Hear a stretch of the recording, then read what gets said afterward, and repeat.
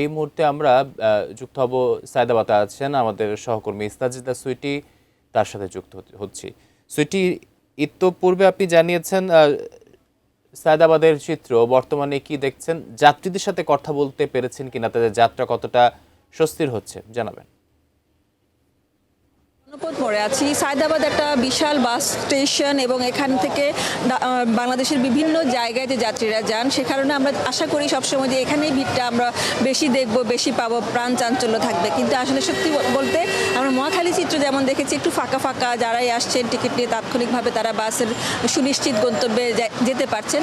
এখানে সায়দাবাদও একই রকমের অবস্থা, যাত্রীর চাপ নেই এবং টিকিটেরও যারা বিক্রেতা তারা বলছেন যে একদমই ভাড়া বাড়াননি, সুনির্দিষ্ট টিকিটের যেটি দাম সেই দামে তারা যাত্রীদের পরিবহন করছেন, কিন্তু যাত্রীর সংখ্যা কম। বিশেষ করে এই যে লম্বা একটা ছুটি পড়েছে, ছুটির সময়টিতে তারা বলছেন যে অনেকে এরই মধ্যে চলে গেছে। এখানে একজন আমরা কাউন্টারের ভদ্রলোককে পেয়েছি। একটু ভাইয়া যদি বলতেন যে আপনাদের এবারের অভিজ্ঞতা কি? একটু যাত্রী ফাঁকা ফাঁকা? যাত্রী ফাঁকা বলতে পুরোই ফাঁকা, যে 10-12 দিনের ছুটি পড়ায় মানুষ আস্তে ধীরে আগে চলে গেছে।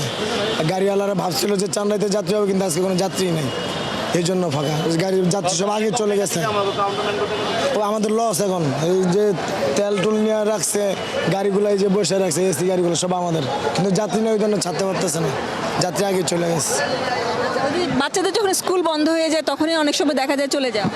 ওই কারো স্কুল বন্ধ হয়েছে, কারো সরকারি চাকরি ছুটি পাইছে, বেসরকারি ছুটি পাইছে, আস্তে আস্তে চলে গেছে। এখন আর আজকে কোনো যাত্রী নেই। টিকিটের দাম কি ঠিক আছে না একটু বাড়িয়েছে?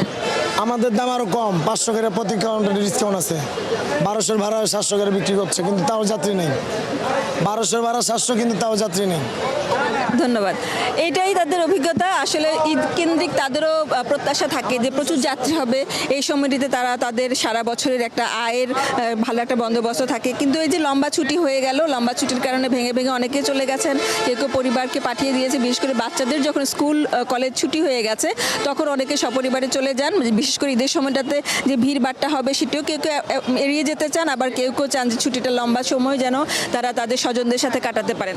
এখন শেষ মুহূর্তে আসলে তারাই যাচ্ছেন যারা হচ্ছে একদমই রুটি রুজির চাপগুলো সামলে শেষ মুহূর্তে তারা যাওয়ার সুযোগ পাচ্ছেন, তারা যাচ্ছেন। এই যে নাগরিক ব্যস্ততার এই সময়টিতে সেই দিনটিকে অনেকে বেছে নিচ্ছেন, কিন্তু তাদের যে যাত্রাটা সেটি ভালোভাবে হচ্ছে। আমরা যেখানেই যাচ্ছি ভোগান্তির চিত্র সেভাবে নেই, কোনো রকমের খুব বড় ধরনের চাপ আমরা পাইনি। তবে যারা ড্রাইভার, যারা পাইলট, যারা চালাচ্ছেন গাড়িটা, তারা বলছেন যে তাদের এবার বেশ আরাম হয়েছে, যানজট কম পাচ্ছেন তারা মহাসড়কে।